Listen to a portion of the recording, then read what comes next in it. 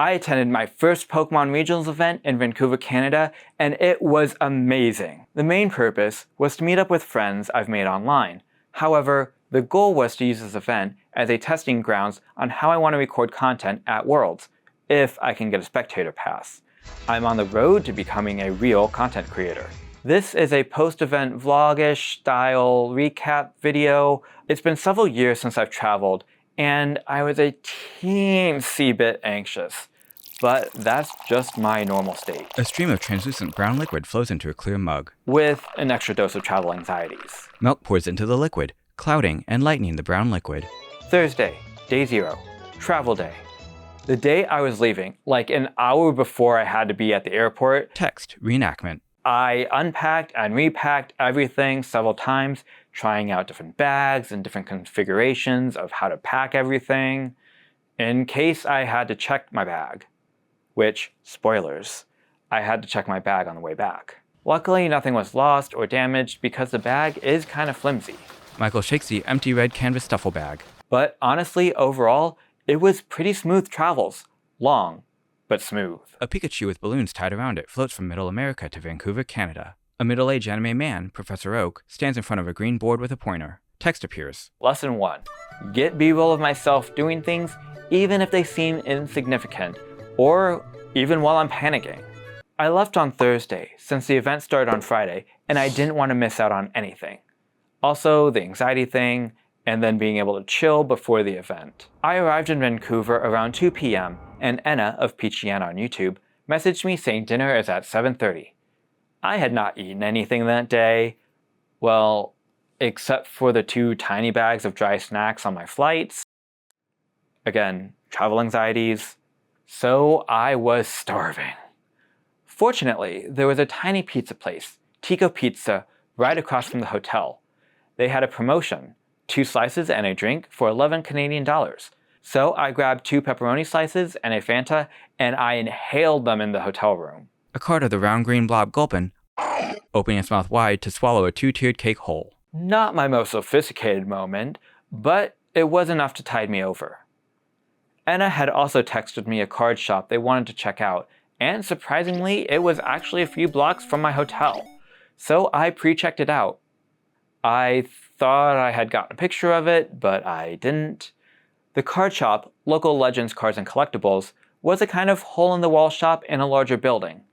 Actually, the way the building was and the way the surrounding shops were styled reminded me of an underground shopping mall, like you'd find in Korea, since that is really my only Asian frame of reference.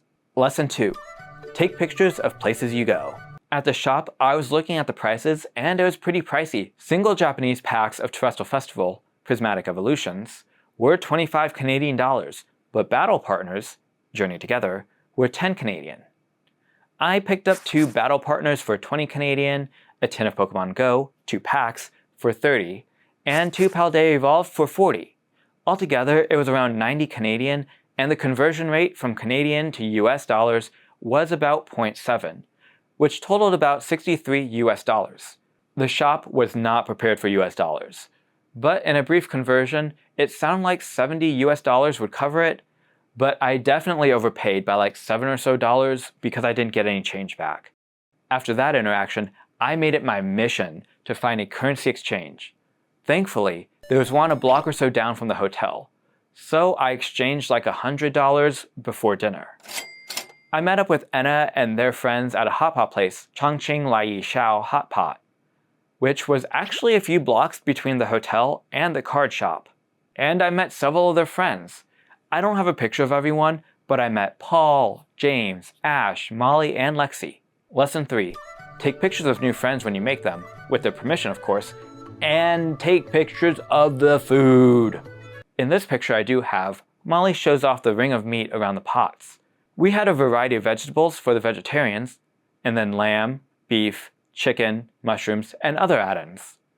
Let me know, what do you like to put in your hot pot? Personally, I like beef. A pink cow, Miltank, splashes into a hot pot. After dinner, we thought we wanted dessert, so we walked up the street checking out other restaurants and found a Japanese konbini. I picked up a small toy and Enna grabbed 3 packs of Surging Sparks gummy candy. We weren't sure what would be inside the packs, like would it be a gummy version of a card. Anna, Lexi, and I opened them out front like a pack battle, and to our surprise, there's actually cards in here! yeah, I got eggs! Tama! Oh, snap. Friday, officially day 1. The day didn't officially start until 11 a.m., so I kind of puttered around and ate breakfast at Abode. Lesson 4. Get shots of the city from your window. They apparently make great backgrounds for titles. After I proceeded to walk down to the waterfront where the convention center is, Anna texted me letting me know they were delayed because of traffic. So I entered alone. I pulled out my phone as I thought, I should get B-roll of walking in, since all the other vloggers do that. And I was met with the event photographers taking a picture of me, recording video of them. Anna joined shortly after, and they registered us for a build and battle event. I lost all 3 of my matches, but still got 20 prize points. Also, for context, a Pokemon Center Surging Sparks build and battle box costs $21.99 US. In the wild, it can range from $44 to $70. Entry for the event was 22 Canadian per person, which is about $15.40 US. That is an amazing price for a 40 card pre-built deck and for booster packs of Surging Sparks. Lesson 5. Get B-roll of me actually playing. I'm wishing I had challenged Anna afterwards to get B-roll of the 2 of us playing. Lesson 6. Get reactionary shots afterwards, holding up points or celebratory and disappointing moments, or really record bits of me or other creators talking about events at the actual event. We spent some time recording content and buying single cards. Lesson 7. Should have gotten some wider angles of us at the vendors. Toward the end of the event day, Anna and I ran into our Casual Unite team member Steph of Steph of Anime on Twitch and her friends. Steph is in front holding the light blue Glaceon plushie, Anna is in the middle holding the sleeping Jirachi plushie, and I'm in the back wearing the pink shirt. Steph had just arrived and picked up her wristband, and was sat around scoping out the venue. Since the event was closing, we all headed out for coffee and afterwards called it a night. Well, it was relatively early, a little bit before 6, and Anna wanted to check out the local Legends card shop, which closes at 7. So we walked there to shop around. I picked up some more battle partners and another tin of Pokemon Go. We grabbed some food from Fresh Dawn Air and headed back to my hotel room to eat and record summary content. In Michael's hotel room, he talks to the camera. The rarest card I pulled was this gold Alolan Executor card that I traded Anna for this Japanese Iona with her Kilowattrol. Lesson 8. A repeat, but seriously. Take pictures of the food. Saturday, day 2. Day 2 was not my best day. It finally started raining, causing my sinuses to act up. Michael pinches his Vadex, the part of the nose between the eyes. Even though I took some medication to help relieve it, I still had a massive headache all day. He rubs his temples. Lesson 9. As fake as it is, get the waking up shots and depressing mirror reflection over the sink shots. Anna also got to sleep late, so we started our day a bit later than we had initially planned on. We met up and competed in our second build and battle competition. I learned from the last time, and instead of building a multi-elemental deck with only a few basic Pokemon, I went water only and added a bunch of random Pokemon who could take colorless energy, which ended up being water. I lost my first match due to a bad draw and having no bench Pokemon.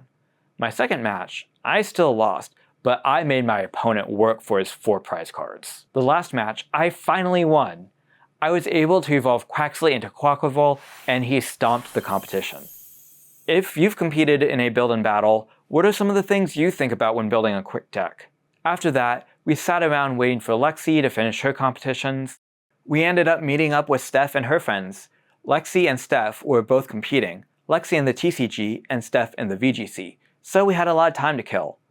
I ended up taking a brief 10-minute nap, but that didn't even help. Ultimately, our friends didn't make it into finals, but they had some really intense fights, and it was really exciting to hear about their experiences. In Michael's hotel room, he talks to us. Out of 2 competitions, I have pulled 2 gold cards so far. I hope I'm not jinxing myself, because I'm hoping I can maybe pull a 3rd gold card tomorrow, the last day.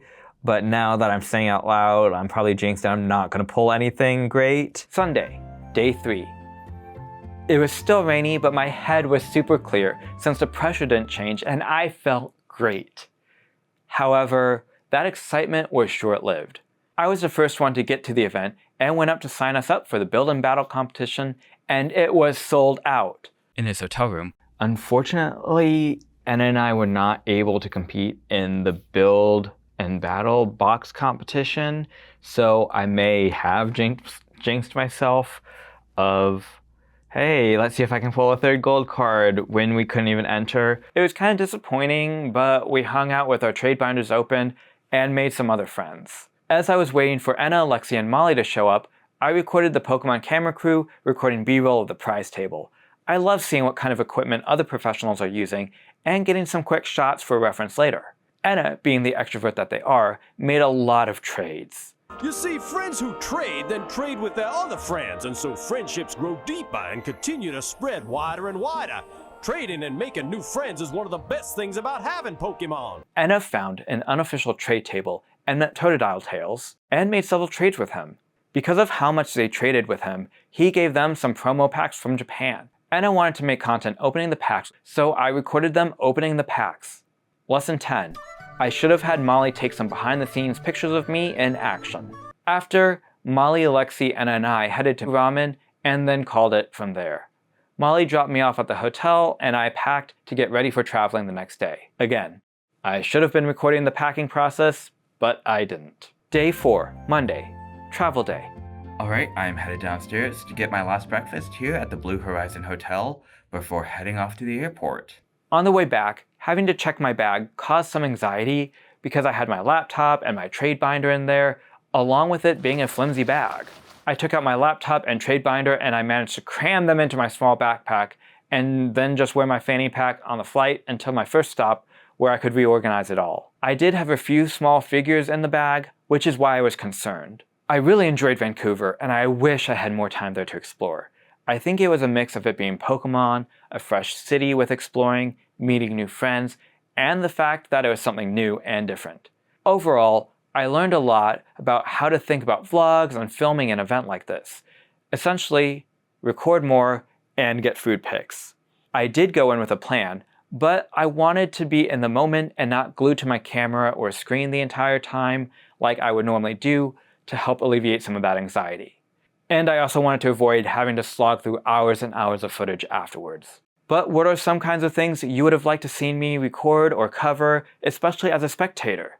As other people are prepping for worlds and competitions, I'm prepping on how to become a better creator and vlogger.